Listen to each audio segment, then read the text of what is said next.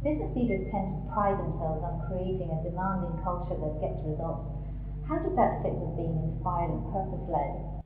I think people like rising to challenges. I think the difference is, are they trying to get people to rise to challenges out of fear, or are they inspiring people to rise to challenges? I think that's the big difference, and that's the key of what I'm talking about, is it's the shift from fear to inspiration. I think so many organisations have a current of fear that kind of pervades the organisation. People motivate out of fear, they try and control out of fear, they threaten people that if you don't do this, you're going to have some kind of nastiness that goes with it. So I think there's so much fear around, and that fear really stifles people's creativity. It makes them work long hours rather than be creative and adventurous and innovative. So part of it is just about how do you motivate people in a different way, because I think everybody loves to learn and grow and discover what they're capable of. But let the bar rise through inspiration and through a desire to discover what you're capable of, rather than out of fear. And I think I see so many people who do things out of inspiration that they would never do out of fear. You know, I've seen people do incredible works of art. You know, I think of like Beethoven or the Beatles. You know, they did incredible works of art and creative things, but did they do it because it was on their job description? No. They did it because it was inside them to bring it out. And I think what good leaders can do is help people find what's in them to bring out. And they do that by modelling it themselves, as we've said, but also inviting people to feel safe, to take risks. Because I think, you know, risk is an important part of being inspired and innovative and creative. Is you're not always going to get it right.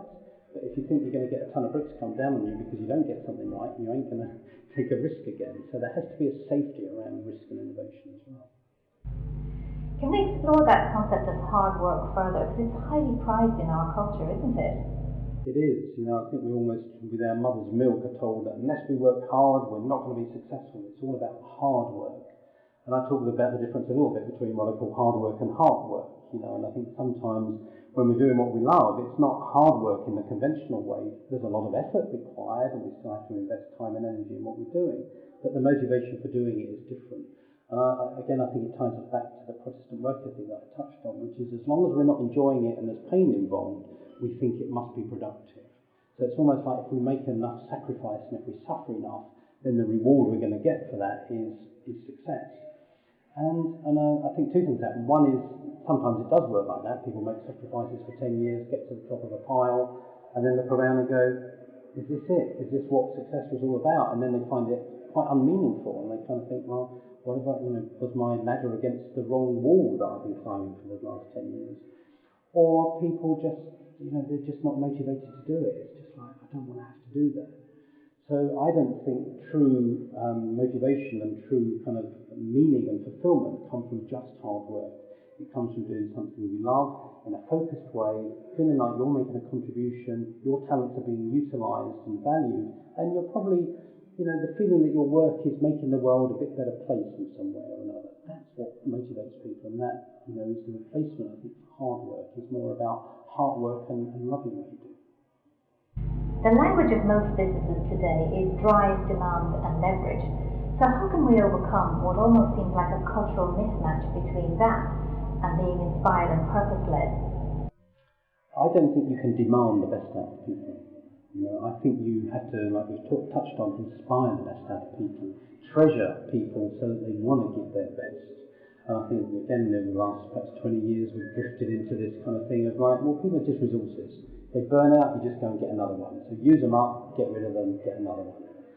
And that can work in the short term, but it creates all its own sorts of problems. So I'm a great believer that you can get the best out of people, but it's not by driving them necessarily, it's by inspiring them. And I think when you try and force people to do things, one of two things will happen. They'll apparently do what they're supposed to do out of compliance, but underneath there's probably a part of them that's going to be resentful and rebellious, and then it's probably going to either sabotage it or undermine it or not follow through in some way. So even if you appear to get compliance, down the line you're probably not going to get what you actually want. So I'm about a third way, which isn't about compliance or rebellion. It's more about, I believe most people, if you find what it is, are genuinely motivated to do something. They will want to do it themselves. So when you can find this wonderful match of what you want them to do and what they want to do, and you can match that up, it's like, well, the motivation is naturally there. And I think that's what we forget. From school onwards, it's like, pass exams or fail exams as a form of motivation, rather than find what you're naturally interested in, you're naturally good at, and you're naturally curious about. Because if you just follow that natural thread, it's going to lead you forever. But if it's all sticks and carrots, then that's going to run out as soon as the carrots run out or the sticks run out. So it's finding the motivation that is going to endure. Most companies encourage a competitive spirit that often pervades and sometimes even dominates. What impact does that have on innovation?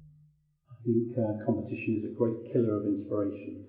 If you're forever thinking, who's going to steal my idea, who's going to try and put me down, who's going to try and undermine me, you're not likely to want to take a lot of inspiring risks.